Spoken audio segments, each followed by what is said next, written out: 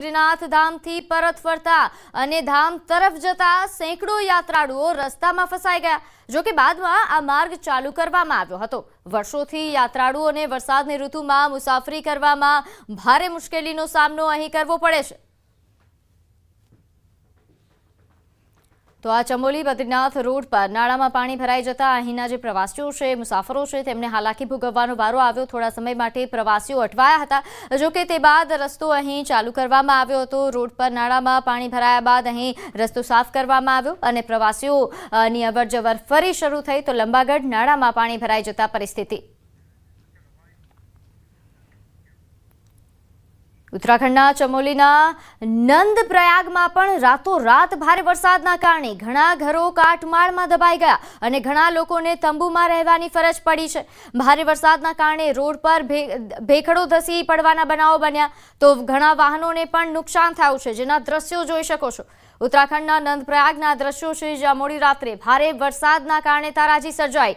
વાહન ચાલકો ભેખડો ધસી પડવાના કારણે અહીં અટવાઈ ગયા રસ્તા પર। તો ઘણા એવા વિસ્તારો છે કે જ્યાં મકાનને નુકસાન પડ્યું। અહીં ભારે વરસાદના કારણે ઘણા એવા જર્જરિત મકાનો હતા, તે પણ ધસી પડ્યા, જેના કારણે લોકોને તંબુમાં રહેવાની ફરજ પડી। દરિયાના મોજાના કારણે મકાન ધરાશાયી થયા હોવાની બનાવ સામે આવ્યો છે। ઉનાના સૈયદ રાજપરાની આ ઘટના છે, દરિયાકાંઠા વિસ્તારની આ ઘટના કે જ્યાં ભારે કરંટના કારણે મકાન ધરાશાયી થયું। મકાન ધરાશાયીનો લાઈવ વિડીયો પણ સામે આવ્યો છે। છેલ્લા કેટલાક દિવસોમાં 2 થી 3 મકાન ધરાશાયી થયા। તાઉતે વાવાઝોડામાં પ્રોટેક્શન દિવાલ ધોવાઈ જતા અનેક મકાનો અહીં ધરાશાયી થાય છે। તો વહેલી તકે દરિયાના મોજાને રોકવાની વ્યવસ્થા કરવામાં નહીં આવે તો અનેક મકાનોને નુકસાન થવાની સંભાવનાઓ પણ વ્યક્ત થઈ રહી છે।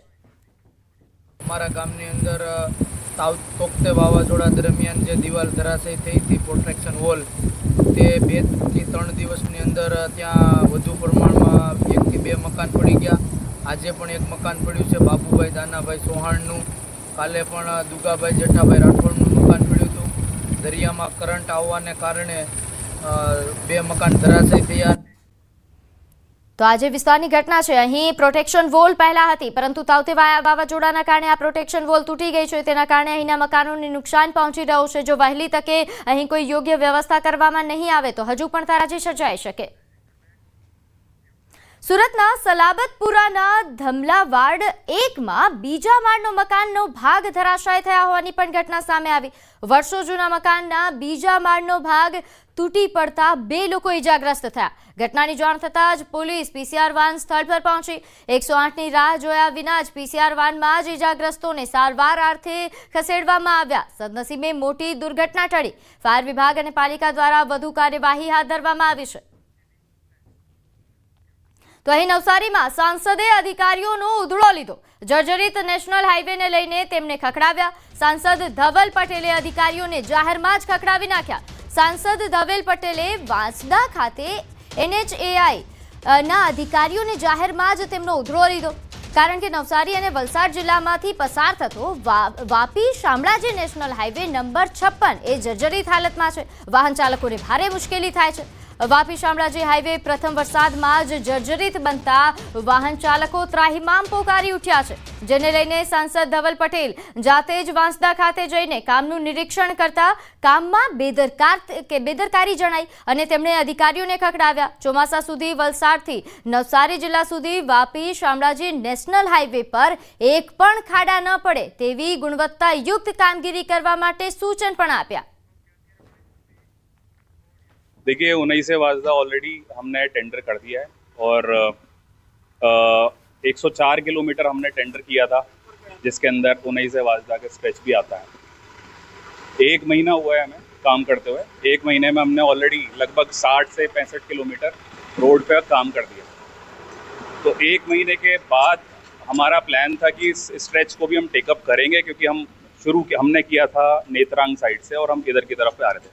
નવસારી જિલ્લામાં પડેલ બેમાર વરસાદને કારણે રસ્તાઓ બિસ્માર હાલતમાં થઈ ગયા છે। રસ્તાઓ ખરાબ થઈ ચૂક્યા છે। વાહન ચાલકો પરેશાન થઈ ચૂક્યા છે। રસ્તાની ગુણવત્તા જે છે એ નથી જળવાવાના કારણે વાહન ચાલકો પરેશાન થઈ ગયા છે। મસ્ત મોટા ખાડાઓ પડી ચૂક્યા છે। આ જે દ્રશ્ય છે વાપી શામળાજી હાઈવેના દ્રશ્ય છે અને ત્યાં જે વલસાડ ડાંગના જે સાંસદ છે એ પસાર થઈ રહ્યા હતા અને જે કામ ચાલી રહ્યું હતું ત્યારે અધિકારીઓનો ઉગાડો લીધો હતો અને જે રસ્તાઓ છે બિસ્માર રસ્તાઓ તાકીદે મરામત કરવાની સૂચના જે સાંસદ ધવલ પટેલ આપી રહ્યા છે અને અધિકારીઓને ઉગાડો લઈ રહ્યા છે કે આ પ્રકારના રસ્તા ચલાવી લેવામાં નહીં આવે, તમારા ઉપરી અધિકારીઓને અહીં મૂકવામાં આવે અને વહેલી તકે વાહન ચાલકોને જે સમસ્યા પડી રહી છે એ દૂર કરવામાં આવે એવી સૂચનાઓ આપવામાં આવી રહી છે. ધવલ પટેલ આપણી સાથે છે, એમની સાથે સીધી વાત કરીશું. રસ્તાઓને લઈને આજે આપણે પોતે પસાર થઈ હતા ગાડી ઉભી રાખી સૂચના આપી છે, શું કહેશો? જી, ખાસ કરીને આપણા વાંસદા ઉનાઈનો આ રસ્તો છે, અમારા વાંસદાના ગરીબ આદિવાસીઓ, મધ્યમ વર્ગના આદિવાસીઓનો નોન સ્ટોપ અમને કમ્પ્લેન મળી છે. એના માટે ખાસ કરીને હું અહીંયા વિઝિટ કરાયો છું. અમારા NH56ના અધ્યક્ષ અનુજ શર્માજી પણ, એટલે ખાસ એમને મેં તલબ કર્યા છે, એકતાનગરથી અહીંયા આવ્યા છે. કારણ કે દર વર્ષે આ સમસ્યા થાય છે. અમારી સરકાર હંમેશા સારા રસ્તા બને એના માટે પ્રાધાન્ય આપે છે, પૈસા આપે છે, પણ નીચ સ્તરે જે કામ થવાનું અધિકારી દ્વારા એ નથી થતું. એના કારણે અમે સરકાર સાથે મળીને નીતિન ગડકરી સાહેબને સૂચનાથી અમે રસ્તા પર આવ્યા છે. ખિલાફ પણ કોઈ પણ જાતનું અમે બાંધછોડ ચલાવશું નહીં. એમના ખિલાફ પણ સ્ટ્રોંગથી સ્ટ્રોંગ એક્શન લેશું અને એજન્સી પણ કોઈ ખરાબ કામ કરશે તો એમને પણ હું 100% બ્લેકલિસ્ટ કરશું. ચોક્કસથી જે રીતના બિસ્માર રસ્તાઓને લઈને હવે જે વલસાડ ડાંગના જે સાંસદ છે ધવલ પટેલ એ પણ સામે આવી ચૂક્યા છે અને અધિકારીઓને સ્પષ્ટ સૂચના આપી દીધી છે કે જો કોઈ પણ ભ્રષ્ટાચાર થશે અથવા તો કોઈ પણ બેદરકારી જો રાખવામાં આવશે આ રસ્તા જે રિપેર કરવામાં, તો એમના વિરુદ્ધ પણ કડક કાર્યવાહી થશે. ભાવિન પટેલ, ન્યૂઝ 18 ગુજરાતી, નવસારી.